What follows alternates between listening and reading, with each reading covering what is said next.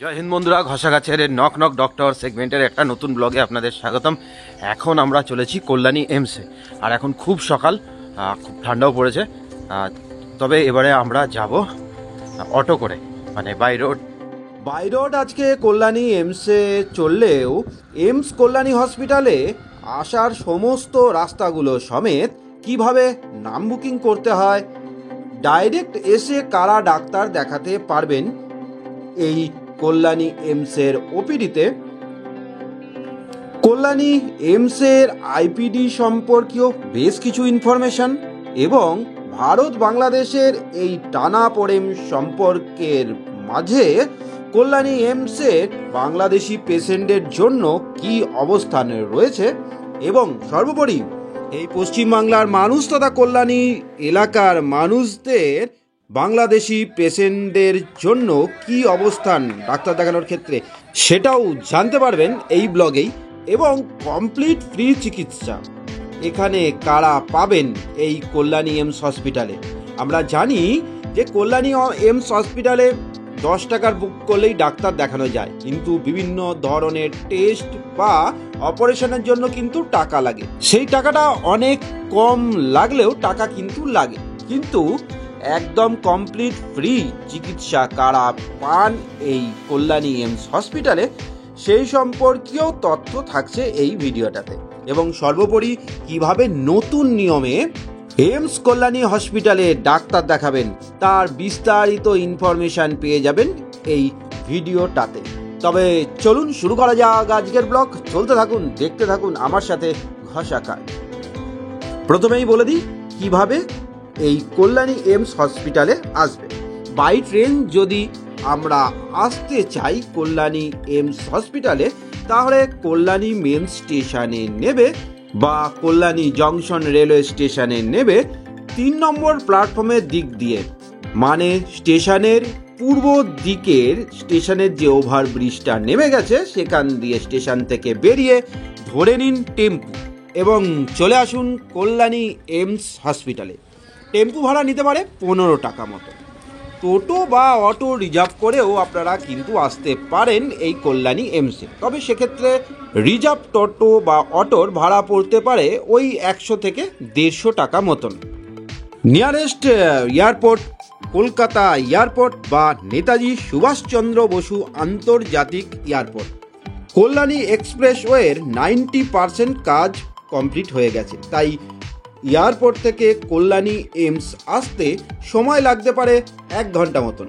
Kalyani expressway complete হয়ে যাওয়ার পর নো সিগন্যাল রোড ধরে এই কল্যাণী এমসে আসতে সময় লাগতে পারে 40 মিনিট মতন। তাছাড়াও NH 34, GT road, BT road, Delhi road, old Assam road, এই সব রোড কটাকেই কানেক্ট করা হয়েছে কল্যাণী এমসের সাথে। তাছাড়া কৃষ্ণনগর করিমপুর রোড, গেদে পেট্রোপোল বর্ডার রোডও ডেভেলপমেন্টের কাজ চলছে। এবার বলি কোথায় থাকবেন। কল্যাণী এমসের সামনেই প্রচুর থাকার হোটেল আছে। কল্যাণী এমসে আসলেই আপনাদের চোখে পড়ে যাবে। ভাড়া পার ডে ওই 1000 থেকে 1500 টাকা মতন। তবে বেশি দিন যদি থাকেন তাহলে ভাড়া কিঞ্চিত কমতে পারে। তাছাড়াও এখানকার লোকাল যারা রয়েছেন তারা নিজেদের বাড়ি পেন গেস্ট হিসাবেও ভাড়া দিয়ে থাকে। সেক্ষেত্রে 500-700 টাকা পার ডে হিসেবে আপনারা ঘর ভাড়া পেয়ে যেতে পারেন। আমরা এখন এমসের গেটের সামনে চলে এসেছি। এই গেটের সামনে অনেক খাবারের দোকান হয়েছে এখন। আপনারা চাইলে এখান থেকে টিফিন বা দুপুরের খাবারও খেয়ে নিতে পারেন। আর ডাক্তার দেখিয়ে ফেরার সময় এখান থেকেই আপনারা পেয়ে যাবেন অটো, টোটো, বাস ইত্যাদি।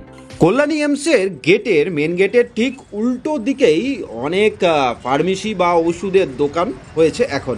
এখান থেকেও আপনারা ওষুধ কিনতে পারেন।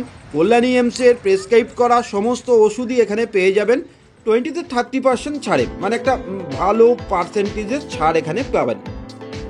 এছাড়াও কল্যাণী এমসের ক্যাম্পাসের ভেতরে নিজস্ব ফার্মেসি তো রয়েছেই, সেখানে কিন্তু এর থেকেও বেশি ছাড় দেওয়া হয়, অনেকটাই ছাড় দেওয়া হয় এবং লাইন পড়ে ভালোই ওষুধ নেওয়ার জন্য।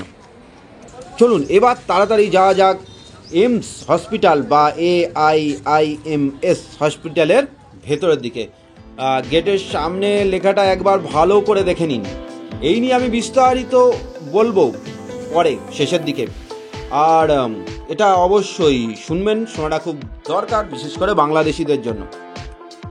আর এইমস কল্যাণীতে ঢুকেই বাম দিকে এটা হচ্ছে পার্কিং। এখানে আপনারা গাড়ি করে, বাইকে করে বা টোটো অটো যাই করে আসুন না কেন, নিজস্ব গাড়ি করে আনলে এখানে আপনারা পার্কিং করতে পারবেন। পার্কিং ফ্রি, পার্কিংয়ের জন্য কোনো টাকা পয়সা নেওয়া হয় না। আর ওপিডি পর্যন্ত এই চলার পথে বলে দিই, এখানে নাম বুকিং করার পদ্ধতিগুলো, কল্যাণী এইমসের নাম বুকিং করার পদ্ধতিগুলো একই রকম আছে।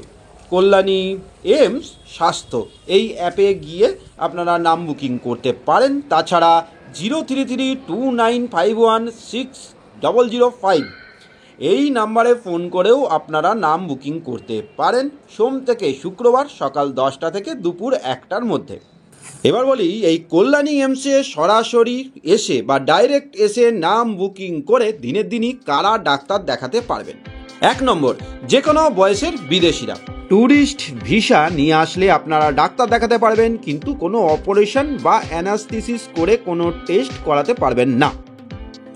2 নম্বর, সমস্ত চাইল্ড ডিপার্টমেন্টেই আপনারা নাম বুকিং না করে এসে সরাসরি লাইন দিয়ে টোকেন কালেক্ট করে ডাক্তার দেখাতে পারবেন, ভারতীয় এবং বিদেশি দুজনারাই। 3 নম্বর, রেফারেন্স কোটায় শুধুমাত্র ভারতীয়রা ডাইরেক্ট এসে ডাক্তার দেখাতে পারবেন দিনের দিনই। 4 নম্বর, 40 থেকে 60 বছর পর্যন্ত ডায়াবেটিস রোগী বিনামূল্যে কান ও রক্ত পরীক্ষা করাতে পারবেন, কোনো অগ্রিম বুকিং ছাড়াই। এর জন্য ফোন করে নিতে হবে আপনাকে 7980406285 এই নাম্বারে, বা 9874232415 এই নাম্বারে, সকাল 10টা থেকে বিকেল 3টের মধ্যে ফোন করে চলে এসে এই ফেসিলিটিটা আপনি পেতে পারেন। 5 নাম্বার, এবার ভিডিওর এই অংশটা ভালো করে দেখে নিন এবং পড়ে নিন, চাইলে স্ক্রিনশটও নিয়ে রাখতে পারেন।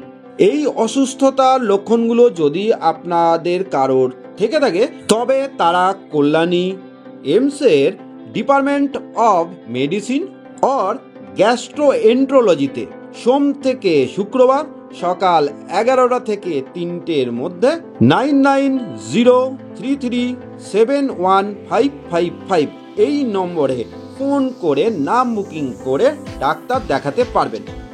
এখানে একটা কথা খুব ইম্পর্টেন্ট, নাম বুকিং করার সময় ও ডাক্তার দেখাতে আসার সময় অবশ্যই আধার কার্ড, ফোন নাম্বার এবং যারা পুরনো পেশেন্ট তারা ওই 10 টাকা দিয়ে করা বইটা কিন্তু সাথে রাখবেন। এবার বলি, এইমস কল্যাণীতে নতুন নিয়মে ডাক্তার দেখানোর পদ্ধতিটা। আমি আমার মাকে নিয়ে এসেছি অর্থোপেডিক ডিপার্টমেন্টে ডাক্তার দেখাবো বলে। কল্যাণী এইমসের অর্থোপেডিক ডিপার্টমেন্ট সময়ে সমস্ত ডিপার্টমেন্টেই ডাক্তার দেখানোর পদ্ধতিটা একদম একই। এখানে একটা ইনফরমেশন দিয়ে রাখি, পেশেন্টের যদি হুইল চেয়ারের প্রয়োজন হয় তাহলে ওপিডি বিল্ডিংয়ের সামনে দাঁড়িয়ে থাকা সিকিউরিটি গার্ডের কাছ থেকে টোকেন কালেক্ট করুন এবং ওপিডি বিল্ডিংয়ের মেন গেট, যেখান দিয়ে পেশেন্টদেরকে ভেতরে ঢোকানো হচ্ছে, ওই গেট দিয়ে বিনা লাইনে ঢুকিয়ে ডান দিকে টেবিলে স্টাফেদের কাছে চলে যান এবং সচিত্র প্রমাণপত্র জমা দিয়ে নাম এন্ট্রি করে হুইল চেয়ার নিয়ে নিতে পারবেন।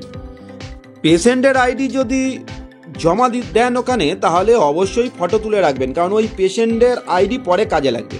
চেষ্টা করবেন পেশেন্টের আইডি জমা না দিয়ে নিজেদের কোনো আইডি জমা দিয়ে হুইল চেয়ার সংগ্রহ করার। পেশেন্টকে ডাক্তার দেখানো হয়ে গেলে ওইখানে আবার এসে হুইল চেয়ার জমা দিয়ে আপনার আইডি আপনাকে ফেরত নিতে হবে। এখানে ডাক্তার দেখানোর জন্য প্রথমে বুকিং ডেটে সকাল সকাল এসে লাইন দিতে হবে ও কাগজের টোকেন সংগ্রহ করতে হবে। অবশ্যই আধার কার্ড সঙ্গে রাখবেন, এখানে কিন্তু আধার কার্ড দেখতে চাইবে। এখানে পুরুষ, মহিলা, সিনিয়র সিটিজেন, রেফারেন্স, চাইল্ড ইত্যাদি আলাদা আলাদা ডেস্ক রয়েছে বা আলাদা আলাদা নাম্বারের কাউন্টার রয়েছে। আপনার ক্যাটাগরি অনুযায়ী আপনি নির্ধারিত লাইনে বা ডেস্কে লাইনে দাঁড়িয়ে টোকেনটা কালেক্ট করে নিতে হবে সবার আগে। দ্বিতীয় স্টেপ, টোকেন কালেক্ট করার পর আবার রেজিস্ট্রেশন করতে হবে। কিউআর কোডের মাধ্যমেও থার্ড পার্টি অ্যাপ দ্বারা আপনারা আপনাদের হাতের স্মার্টফোনটা থেকেই আধার রেজিস্টার করতে পারেন, বা আধার রেজিস্টারের জন্য কল্যাণী এইমস হসপিটালের নির্ধারিত যে কটি ডেস্ক বা কাউন্টার রয়েছে সেখানে গিয়ে তাদের হেল্প নিয়েও আপনারা আধার রেজিস্ট্রেশন করে নিতে পারেন। এক্ষেত্রে আপনার আধার কার্ড এবং একটি মোবাইল নাম্বার বা ফোন নাম্বার অতি আবশ্যক প্রয়োজন, কারণ ফোন নাম্বারে একটি ওটিপি আসবে, তাই ফোনটা এবং আধার কার্ডটা নিয়েই আসতে হবে এখানে। স্টেপ 3, এরপর আপনার কাগজের টোকেনের নাম্বার ধরে ডাকলেই ছোট একটা লাইন দিয়ে ওপিডি সেক্টরের ভেতরে প্রবেশ করতে হবে। এক্ষেত্রে জানিয়ে রাখি, যারা হুইল চেয়ারের পেশেন্ট রয়েছেন তাদেরকে অগ্রাধিকার দেওয়া হবে বা আগে ঢুকতে দেওয়া হবে, টোকেন নাম্বার যাই থাকুক না কেন। স্টেপ 4, ভেতরে ঢুকে বাম দিকে নার্সের ডেস্কে অনেক ব্রাদার এবং সিস্টার বসে রয়েছেন, তাদের কাছে গিয়ে টোকেন দেখাতে হবে। তারা আপনাদের ডিপার্টমেন্ট এবং কোন ফ্লোরে ডাক্তার দেখাতে হবে সেটা জানিয়ে দেবে বা ওই টোকেনের ওপরই লিখে দেবে। স্টেপ 5, এরপর টোকেন মেশিনের কাছে গিয়ে একটা টোকেন সংগ্রহ করতে হবে। এখানে হেল্প করার জন্য কল্যাণী এইমস হসপিটালের স্টাফেরা সবসময় থাকে। স্টেপ 6, এবার একটু বসতে হবে এবং এই টিভিতে আমাদের সর্বশেষ টোকেন নাম্বারটি যেটা আমরা সংগ্রহ করেছিলাম টোকেন কালেক্টর মেশিন থেকে, সেই নাম্বারটা আসবে এবং সেই নাম্বারটা আসলেই ওখানে নির্দেশ করা কাউন্টারে গিয়ে 10 টাকা জমা দিয়ে আমাদের বুকটা তৈরি করে নিতে হবে। এক্ষেত্রে কিন্তু 10 টাকা ক্যাশ দিতে হবে, অনলাইন পেমেন্ট এখানে চলে না। যারা পুরনো পেশেন্ট তাদের বুক আছে, তাই তারা এই মেশিন থেকে টোকেন কালেক্ট করেই সোজা নিজের ডিপার্টমেন্টে চলে যেতে পারবেন। আর পুরনো পেশেন্ট যাদের ওই বুকটাতে ডক্টর দেখানোর ডেট দেওয়া আছে এবং সেই ডেটেই আপনি এসছেন, তাহলে তারা সোজাসুজি ডিরেক্ট ওপরে চলে যাবেন বা আপনাদের যেখানে ডাক্তার দেখানোর ফ্লোর রয়েছে বা ডিপার্টমেন্ট রয়েছে সেখানে চলে যাবেন। এর জন্য কোনো স্টেপ প্রথম থেকেই, মানে টোকেন কালেক্ট করা থেকেই কোনো স্টেপ আপনাদের ফলো করতে হবে না। তারা এইবার যে স্টেপগুলো বলবো সেই স্টেপগুলো শুধু ফলো করবেন। স্টেপ 7, 7 নম্বর স্টেপে আমাদের বুক বানানো হয়ে গেছে। এবার আমরা লিফটে করে আমাদের ফ্লোরে বা আমাদের ডিপার্টমেন্টে যাব। কল্যাণী এইমসের কোন ফ্লোরে কোন ডিপার্টমেন্ট রয়েছে তার চার্টটা আমি স্ক্রিনে দিয়ে দিলাম, চাইলে আপনারা স্ক্রিনশটও নিয়ে নিতে পারেন। আর আমরা যাব 4th ফ্লোরে। স্টেপ 8, নিজের ডিপার্টমেন্টে চলে এসে আমরা এই নার্সের ডেস্কে এসে বইটা জমা দেব এবং বসে অপেক্ষা করব। 9 নম্বর স্টেপ, স্টেপ 9। তো নিজেদের ডিপার্টমেন্টে এসে, মানে অর্থোপেডিক ডিপার্টমেন্টে আমি চলে এসেছি। আর এখান থেকে এখানে এসে নার্সিং ডেস্কে হচ্ছে আপনার যে বইটা করেছিলেন নতুন বইটা, সেটা জমা দিতে হবে। আমি জমা দিয়ে এখন ওয়েট করছি। এবার নাম ধরে ডক্টর ডাকবেন, তারপরে আমরা ভেতরে যাব ডাক্তার দেখানোর জন্য। তো আপাতত ওয়েট করা যাক। আমাদের পেশেন্টের নাম ধরে ডেকেছে, আমরা এবার যাব ভেতরে। এখানে এসে একটু বসতে হবে, তারপর যে রুমে আপনার ডাক্তার বসেছে সেই রুমে গিয়ে ডাক্তার দেখাতে হবে। এখানে আপনাদের গাইড করে দেওয়ার জন্য স্টাফ আছে কল্যাণী এইমসের, তারা আপনাদেরকে সুন্দরভাবে গাইড করে দেবে। স্টেপ 10, ডাক্তার দেখানোর পর ওই বুকটা নিয়ে নার্সের ডেস্কে আবার দেখাতে হবে। তারা এখান থেকে আপনাদেরকে সুন্দরভাবে বুঝিয়ে দেবেন আপনাদেরকে কোন ওষুধ কিনতে হবে, কোনো মেডিকেল টেস্ট করার থাকলে কোন ফ্লোরে গিয়ে আপনাদেরকে টেস্টগুলো করাতে হবে, ফিজিওথেরাপি যদি করাতে হয় কোথায় যেতে হবে, তার সমস্ত কিছু সুন্দরভাবে নার্সরা বুঝিয়ে দেবেন।